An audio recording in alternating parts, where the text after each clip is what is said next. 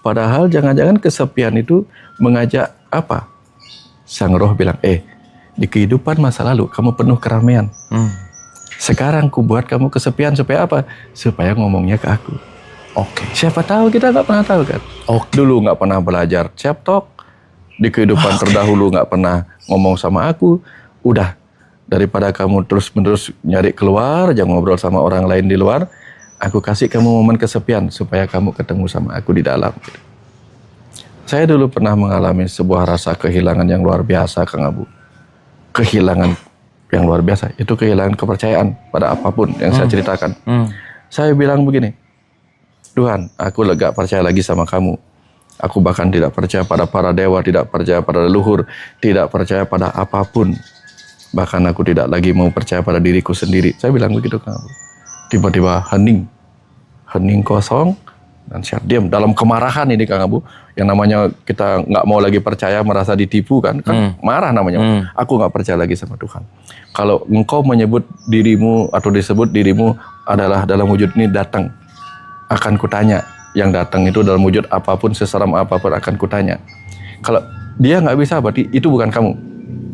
Pokoknya aku nggak percaya lagi sama siapapun, bahkan tidak pada diriku sendiri. Tiba-tiba dalam keputusasaan akan rasa kepercayaan itu, sesuatu bertanya di dalam, Kang Abu. Pertanyaan yang sederhana untuk menjawab pertanyaan saya. Cuma nanya gini, lalu kamu mau percaya siapa lagi? Di situ saya sadar, saya nggak punya jawaban. Lebih baik saya nggak punya uang daripada saya nggak punya jawaban untuk sebuah pertanyaan sesederhana itu. Oke. Dan saya bilang, lalu saya percaya siapa lagi? Saya nggak punya jawaban, Kang. Maka kemudian saya bilang, Tuhan, ambil semua yang pernah kau beri, ambil semua. Tapi jangan ambil satu saja. Keyakinanku bahwa kamu ada. Karena dengan itu...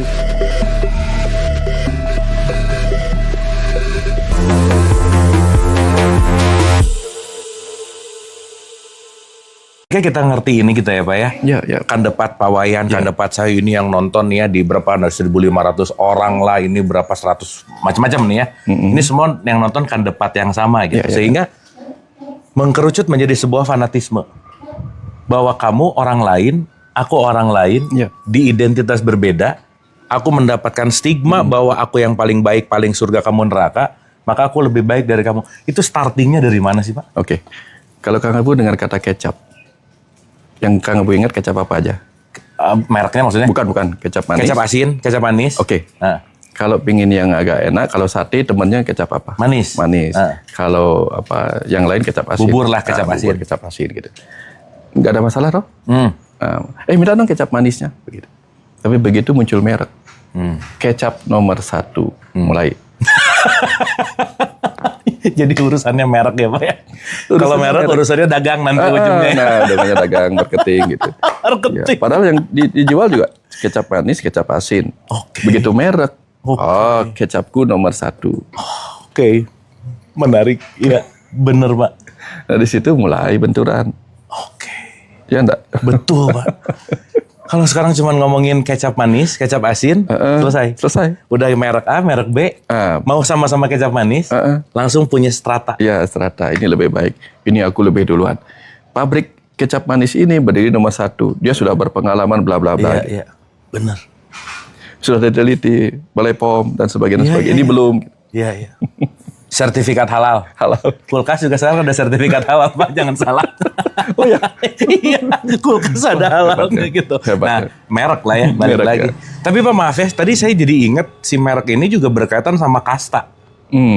Nah ini kan kasta juga sangat-sangat gimana ya kalau saya dengar, nggak tahu sekarang ya. Tapi dulu tuh kasta di sini tuh agak-agak strict. Gimana pandangan Pak Wayan? Ya kalau di Bali sih memang sebenarnya nggak menganut kasta. Di India katanya nggak menganut. Kasta itu kan bahasa Portugis ya, apa namanya itu? Kasta keturunan apa artinya? Tingkatan, golongan, level ya dia. Nah kalau di Bali itu dikenalnya catur warna, Kang Abu. Profesi. Catur tuh 4 kan? Ya. Oke. Jadi ada golongan pekerja, sudra, golongan pedagang, wesya, golongan kesatria, ya penjaga pengaman, ya raja-raja di situ kesatria, golongan brahmana, orang-orang suci, para guru tentang pengetahuan di situ Kang. Oke. Jadi Kang Abu ini termasuk Brahmana sebenarnya ketika mengajarkan. Oke. Jadi ada saat tertentu di mana ketika kita mengajar kita jadi Brahmana. Ketika kita bekerja nyapu kita sedang jadi Sudra. Ketika kita berdagang kita sedang jadi Wesya. Ya, kemudian ketika kita sedang menjadi kepala Penjaga. keluarga kita sedang jadi raja Ksatria. di rumah sendiri atau melindungi keluarga kita sedang jadi kesatria kan. Oke. Satu kesatuan dalam diri. Jadi itu bukan fix Brahmana terus Satria, nggak gitu ya berarti? Oke. Makanya ada istilah Brahmana kesatria. Ada juga Brahmana yang kesatria. Contoh Resi Parasurama gitu misalnya. Resi Drona itu resi. Iya. Resi Wyasa. Resi ya bukan resi. Resi Bhisma. Beliau guru. Tapi pada saat tertentu ya perang. Jadi kesatria. Iya. Ya. Jadi itu. Nah, kemudian muncul zaman-zaman kerajaan. Tentu bagi penjajah itu kan penting untuk membuat strata-strata. Ya, di mana-mana pun ada kan. Ada strata bos, strata karyawan. Ya. Itu kan bukan masalah profesi, tetapi kan masalah level-level di sebuah perusahaan. Oke. Jadi di strata sosial itu muncullah ini orang lebih tinggi yang harus dihormati, ini lebih tinggi harus dihormati gitu. Tapi Bali sendiri dengan ajaran tertuanya dulu sudah membuat apa yang disebut banjar Kang Abu. Banjar itu artinya banjah. Banjah itu artinya ditebar merata. Nah, di situ ada ajaran manusia pada. Manusia pada itu artinya apa? Semua manusia sama. Ketika bicara sama siapapun, kita harus merendahkan diri, meninggikan orang lain. Siapapun, nggak peduli itu orangnya kaum klannya ini, apapun kerajaan, harusnya begitu. Ajarannya begitu. Ya, jadi kita nggak boleh dengan menggunakan bahasa menghaluskan diri, merendahkan orang lain, nggak boleh. Ada bahasanya itu, sor singgih namanya. Sor itu bawah, singgih. Jadi merendahkan diri kita, meninggikan orang lain, menghormati orang lain. Ajarannya memang begitu. Jadi kayaknya salah sangka tentang Sudra, Weisya tadi gitu ya, dianggap bahwa itu tuh strata sosial yang seumur hidup ya gitu aja. Ya gini lah Pak. Misalnya ada guru lagi ngajar di depan mimbar, ya dia jadi Brahmana. Pulang harus bersih-bersih. Ya dia jadi Sudra. Gitu kan? Jadi setiap orang tuh punya satu warna ini sebenarnya. Iya. That's it. Ya, karena kadang-kadang itu di sekolah tuh ada guru. Kalau saya dulu SMA punya guru ekonomi. Ya, di luar jam sekolah dia pedagang. Maka dia mengambil 2 profesi juga. Pada saat dia jadi pedagang di sebuah pasar gitu. Nah, jam sekolah dia ngajar ekonomi. Jadi diambil dua-duanya begitu. Oke. Tapi tadi sih yang paling menarik dari Trihita Karana, makasih Pak Wayan jadi lebih paham tentang kenapa Bali punya Trihita Karana ya karena pemahaman kandepatnya, pemahaman tentang palemahan, pawongan sama parahyangannya, which is di mana tiga-tiga ini sebenarnya jadi basic semua agama sih ya. Nah, saya kembali ke ya maksudnya kan konteksnya cuma 3 ini ujung-ujungnya Pak. Segitiga ini gitu ya. Tubuh, pikiran, jiwa. Tubuh, pikiran, jiwa. Trinity lah gitu ya. Trinitas lah gitu intinya. Segitiga sama sisi itu gitu. Nah, kembali ke awal nih Pak. Yang saya jadi kita rekonstruksi lagi tentang curhatan-curhatan banyak yang sekarang terjadi di sosial media gitu. Sekarang tuh yang lagi rising itu adalah kesepian Pak. Dimana ternyata kesepian itu jauh lebih membahayakan dari apapun gitu. Sehingga merasa sendiri, merasa sepi, merasa tidak berdaya, itu terjadi dalam konteks masif gitu Pak Wayan. Nah, pertanyaannya adalah ketika ya tadi ya mungkin nanti ujungnya kita bisa mendalami tentang rasa syukur gitu ya karena banyak orang yang ngomong syukur tapi mungkin nanti kita dalemin gitu. Kesepian ini fenomena ya terjadi sih ya. Gimana sih Pak Wayan? Kalau dulu zaman dulu ya.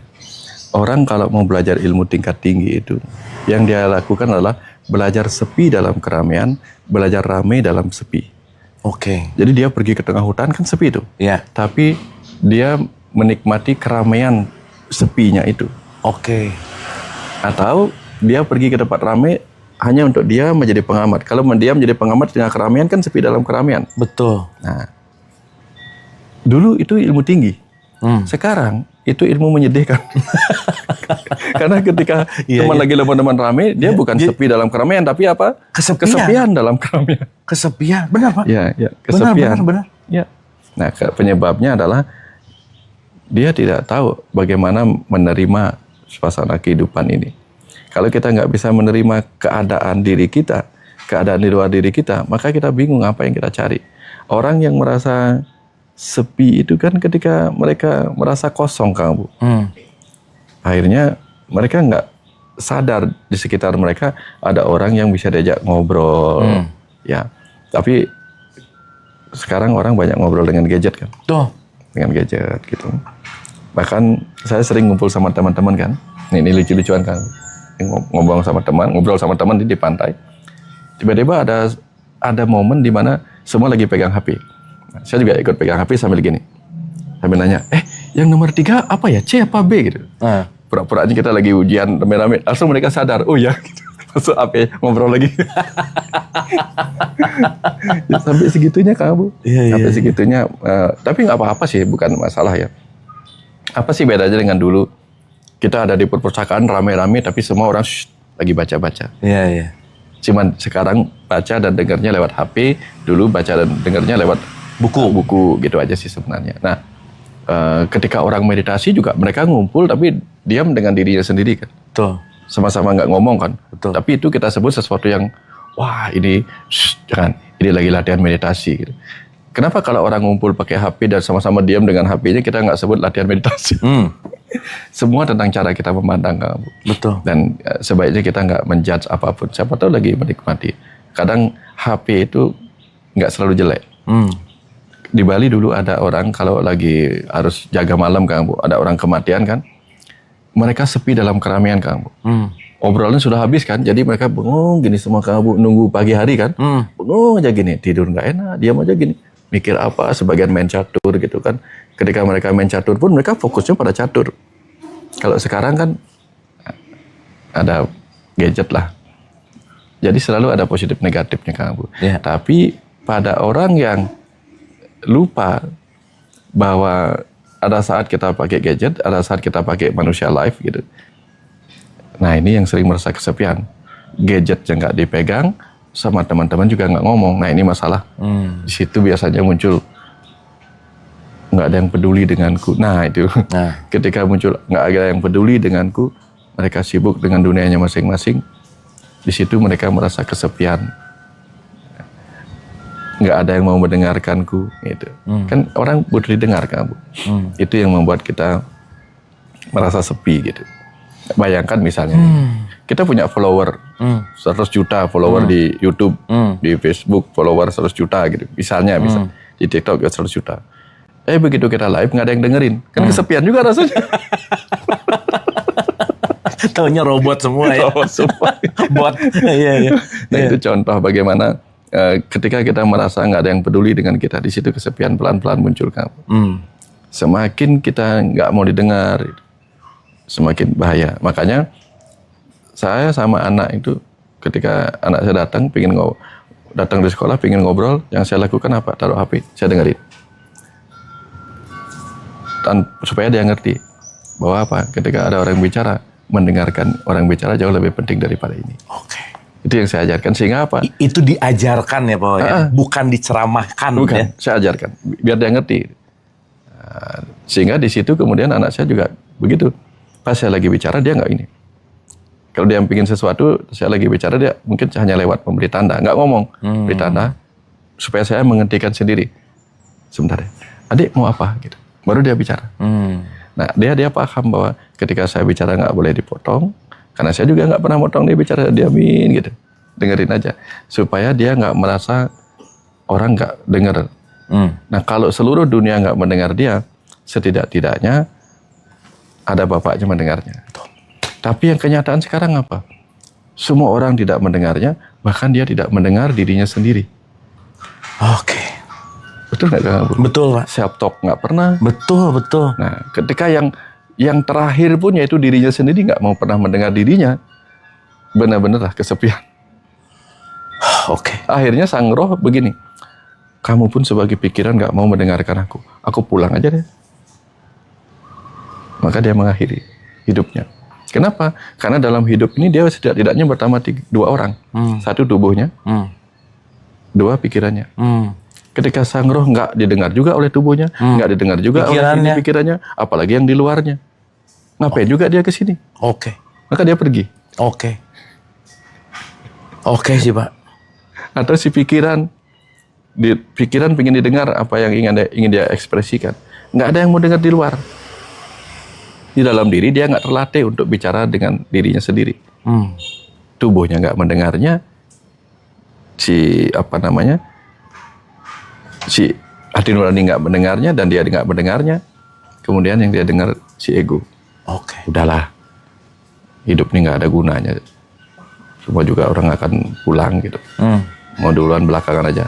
Udah sekarang aja daripada hidupmu nggak berguna. Nah, ujungnya juga nanti mati. Akhirnya dia ngikutin bisikan dirinya sendiri yang itu gitu. Pulang. Oke. Dalam kesepian itu Kang Abu gitu. Tapi Pak, kalau saya pribadi saya sudah mengalami nggak terhitung lah ya, bahwa kata-kata Pak Wayan itu menyembuhkan saya gitu. Saya pribadi gitu ya, dan itu sudah menjadi testimoni buat saya. Saya sepi dan mengakhiri hidup jadi ingat teman saya yang terakhir ketemu Pak Wayan gitu kan. Jadi saya punya teman, dia mengalami stres berat dan pengen mengakhiri hidup gitu. Udah cari kemana, ya memang udah jatuh temponya, akhirnya ketemu Pak Wayan gitu. Yang saya penasaran sampai saat ini Pak, kenapa sih kata-kata Pak Wayan bisa membuat orang mencegah untuk mengakhiri hidup? Apa sih yang Pak Wayan omongin sebenarnya? Apakah kata-katanya? Apakah kekuatan di baliknya? Apakah faktor apapun yang sehingga selesai dari Pak Wayan ini teman saya justru dia semangat banget hidup sekarang gitu. Dan Pak Wayan pernah bicara tentang talking is healing gitu, bahwa bicara itu menyembuhkan gitu. Iya. Nah, apa yang Pak Wayan lakukan sih sebenarnya? Yang pertama ketika datang tuh yang kesini yang saya kasih pertama obatnya itu telinga. Telinga. Oke. Ya. Telinga. Karena telinga itu berkaitan dengan suara. Suara itu berkaitan dengan iswara. Dewa iswara. Dewa iswara itu berkaitan dengan jantung. Jantung berkaitan dengan hidup. Oke. Ini agak panjang. Oke. Hidup orang ditentukan juga oleh jantungnya. Jantung itu yang berdiam di sana adalah iswara. Ketika dia keluar hidupnya sebagai suara, dia butuh mengekspresikan apa yang dia alami. Apa obat yang bisa kita berikan kecuali telinga? Nah, ketika datang, saya berikan telinga.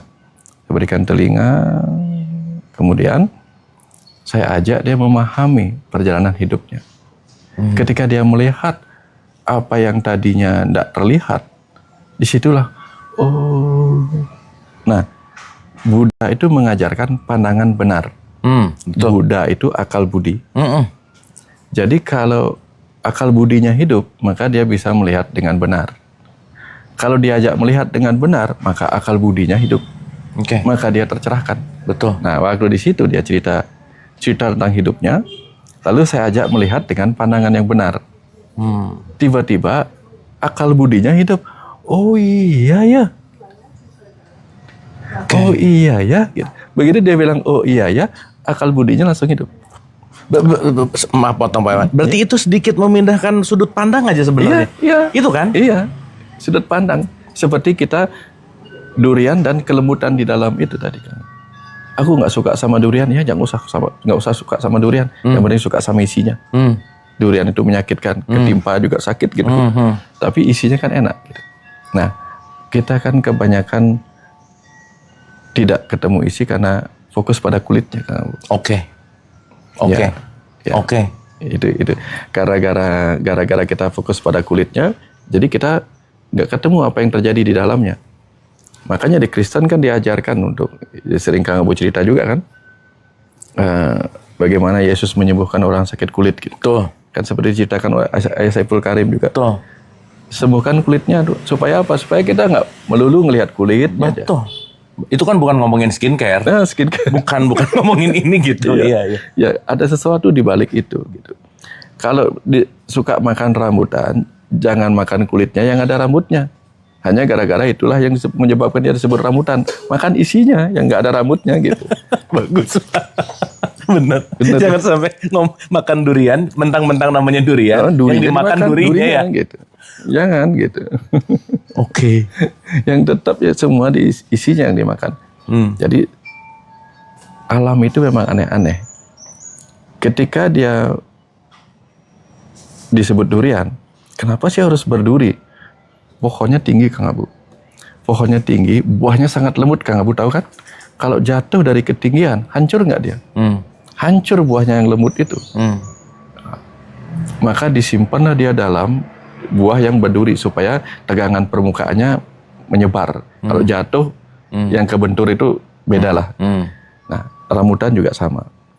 Artinya benda-benda yang lembut itu, yang bagus itu, disimpan di dalam kulit yang keras, berduri, menyakitkan. Kalau kita ketemu perjalanan hidup yang penuh duri, menyakitkan, jangan-jangan isinya lembut. Penuh pencerahan. Tapi kan karena kita lihat durinya, ini menyakitkan dan sebagainya, aku kesepian. Padahal jangan-jangan kesepian itu mengajak apa? Sang roh bilang, di kehidupan masa lalu kamu penuh keramaian. Sekarang ku buat kamu kesepian supaya apa? Supaya ngomongnya ke aku. Oke. Siapa tahu, kita nggak pernah tahu kan. Dulu nggak pernah belajar chaptok, di kehidupan terdahulu nggak pernah ngomong sama aku. Udah, daripada kamu terus-menerus nyari keluar, jangan ngobrol sama orang lain di luar, aku kasih kamu momen kesepian supaya kamu ketemu sama aku di dalam. Saya dulu pernah mengalami sebuah rasa kehilangan yang luar biasa, Kang Abu. Kehilangan yang luar biasa, itu kehilangan kepercayaan pada apapun yang saya ceritakan. Saya bilang begini, Tuhan, aku lega percaya lagi sama kamu. Aku bahkan tidak percaya pada para dewa, tidak percaya pada leluhur, tidak percaya pada apapun.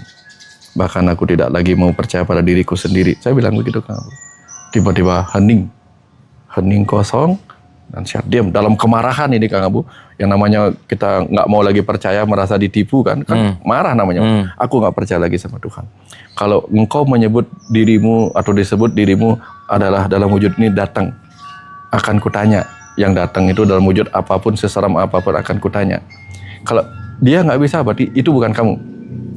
Pokoknya aku nggak percaya lagi sama siapapun, bahkan tidak pada diriku sendiri. Tiba-tiba dalam keputusasaan akan rasa kepercayaan itu, sesuatu bertanya di dalam, Kang Abu. Pertanyaan yang sederhana untuk menjawab pertanyaan saya. Cuma nanya gini, lalu kamu mau percaya siapa lagi? Di situ saya sadar, saya nggak punya jawaban. Lebih baik saya nggak punya uang daripada saya nggak punya jawaban untuk sebuah pertanyaan sesederhana itu. Oke. Dan saya bilang, lalu saya percaya siapa lagi? Saya nggak punya jawaban, Kang. Maka kemudian saya bilang, Tuhan, ambil semua yang pernah kau beri, ambil semua. Tapi jangan ambil satu saja. Keyakinanku bahwa kamu ada. Karena dengan itu setidak-tidaknya saya punya jawaban, Kang. Gitu. Oke. Nah, dalam kesepian itu, dia sedang memanggil saya untuk masih ada aku. Itu, Kang Abu. Jadi buat siapapun yang pernah merasa kesepian, mudah-mudahan mengerti apa yang saya alami. Dan saya memang harus mengalami untuk membagikan ini. Di puncak kesepian masih ada satu yang tidak akan pernah meninggalkan kita. Sesuatu yang tidak pernah sebenarnya ingin dipuji. Sesuatu yang akan menerima kemarahan kita dengan diam.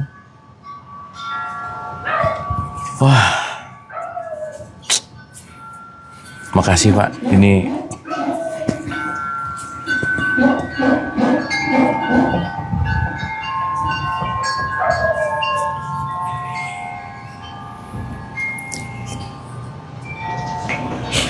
kayaknya ada yang curhat kalau begitu. iya, Pak. Aduh. Ada yang curhat karena merasa apa? Ya, kamu marah aku diam. Kamu mengadu aku diam. Kamu tidak minta aku beri. Kadang memang kamu minta aku tidak beri karena kamu nggak tahu apa yang kamu butuhkan. Kamu hanya tahu apa yang kamu inginkan. Betul, Pak. Dan tapi ketika aku masih tetap ada sebagai sesuatu yang bisa kamu percaya dan kamu kehilangan kepercayaan. Kamu merasa kesepian sementara aku adalah alam semesta yang menemanimu. Alam semesta menemanimu. Siap mendengar, siap bicara dalam diam gitu. Gimana mau kesepian gitu ya, Gimana Pak? mau kesepian kamu? Tadinya saya mau nanya gini, Pak. Ya. kenapa si teman saya ini udah ratusan orang ngomong sama dia, YouTube yang dia tonton, kalimatnya sama, tapi dia berubah saat mendengar Pak Wayan bicara. Katanya sama Pak, advice-nya sama, tapi orang yang berbicara beda. Ternyata saya baru ngerti ketika tadi Pak Wayan bilang, dengan mengalami Pak Wayan bertanya tadi di mana gak ada jawaban, Pak Wayan mengalami dulu.